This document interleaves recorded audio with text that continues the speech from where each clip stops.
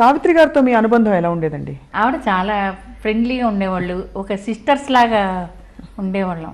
మీ ఇద్దరి మధ్య ఎప్పుడు అంటే మీకు ఆవిడ చేసే పాత్రలు చేయాలని కానీ, మీరు చేసే పాత్రలు ఆవిడ చేయాలని కానీ అలాంటి కాంపిటీషన్ లేదు. ఆవిడ చాలా బ్రహ్మాండమైన ఆర్టిస్టు. ఆవిడ క్యారెక్టర్స్ వేరు, నాకు వేరు. చదువుకున్న అమ్మాయిలు. అవును. ఆవిడ క్యారెక్టర్ ఆవిడకి బాగా సూటబుల్. నాకు అది అంత సూట్ అయ్యేది కాదేమో. నా క్యారెక్టర్ కరెక్ట్గా ఇచ్చారు వాళ్ళు. అంత బిజీ షిఫ్ట్లో మీరు అందాన్ని కాపాడుకోవడానికి ఏం చేసేవారు ఆ రోజుల్లో? ఇప్పుడన్నీ ఇవన్నీ ఫేషియల్స్, ట్రీట్మెంట్లు, బ్యూటీ అప్పుడు ఉండుంటే ఇంకా బెటర్గా ఉండేవాళ్ళేమో అనిపిస్తుంది. అప్పుడు అవేవి లేవు కదా? ఏమీ లేవు, అసలు ఏమీ లేదు. అసలు తెలియదు కూడా మాకు.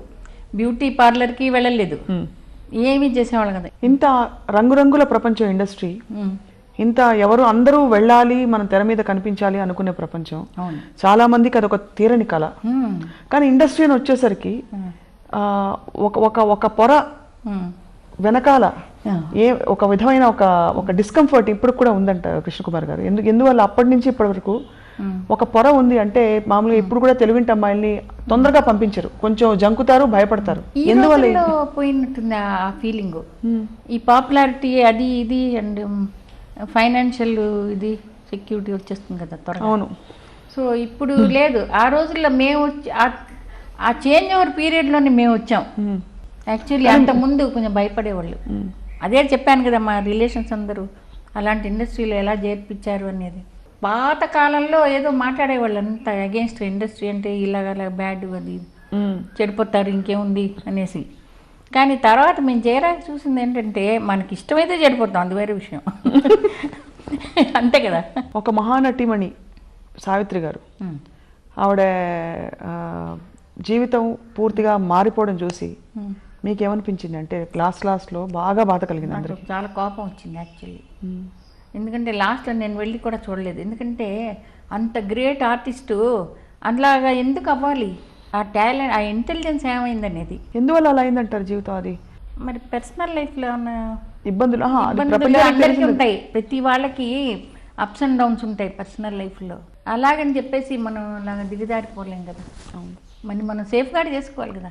మిమ్మల్ని బాగా కష్టపెట్టిన సంఘటన ఏది ఇండస్ట్రీలో మీకు జరిగింది కానీ, అన్యాయం జరగడం కానీ, మీ మనసు గాయపడిన సందర్భం కానీ?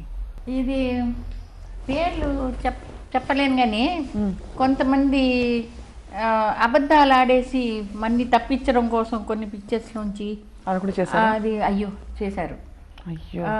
ఇంకో ఆర్టిస్ట్ కోసం అని మా మీద రాంగ్ ఫ్లాప్ ఆర్టిస్ట్ అని అలాంటింతా చేసిన వాళ్ళు ఉన్నారు. అది మాకు బాగా తెలిసిన చాలా ఫీల్ అయ్యాయి అనమాట. ఇప్పుడు అందరివి ఫ్లాప్లు అవుతాయి, అందరివి హిట్స్ అవుతాయి. ఎవరు అవ్వలేదు, ఎవరు కదా. కరెక్టే. మమ్మల్ని మాత్రం పర్టికులర్గా చూపించడానికి వాళ్ళ బ్యాడ్ మోటివ్ తప్ప ఇంకేం కాదు. ఎవరు అంటే ఎవరు చేశారు? నటీమణుల కోసం ప్రొడ్యూసర్, డైరెక్టర్స్ అలాంటి వాళ్ళు అవన్నీ కష్టపెట్టింది. ఆ రోజులు కష్టపడ్డా. కళ్ళ మీద ప్రత్యేక దృష్టి ఉండేది కెమెరాలకి. అవునవును. దానికి ఏమైనా మీరు శ్రద్ధ తీసుకునేవారా? డైరెక్టర్లు గ్రహించారా అది ఇట్లా చేపకళ్ళలాగా ఇలా ఉండేవి? లేదు, నేను అలాంటిది ఏమి స్పెషల్గా ఏం చేయలేదు. వాళ్ళు మేకప్ వేసేవాళ్ళు, నేను యాక్ట్ చేసేదాన్ని. అంతేనా? అఫ్ కోర్స్ కళ్ళతోనే మనం ఇంప్రెస్ చేయాలి కదా ఆ రోజు. సో ఖాళీ సమయంలో ఏం చేస్తుండేవారు మీరు? ఖాళీ టైంలో నేను వచ్చాక గార్డెనింగ్ చాలా చేసేదాన్ని. ఫస్ట్ జయనగర్లో ఉండేవాళ్ళం, అక్కడ గార్డెన్ చాలా బాగుండేది. అంటే తర్వాత ఇది డెవలప్ చేసాం అనమాట. ముగించేలోపు మా తెలుగు ప్రేక్షకులకు ఒక సీక్రెట్ చెప్పాలి మీరు. చెప్పండి. ఈ వయసులో మీకు ఎన్నేళ్ళని అడగడం భావ్యం కాదు, అయినా అడిగేస్తున్నాను. 75 దాటింది.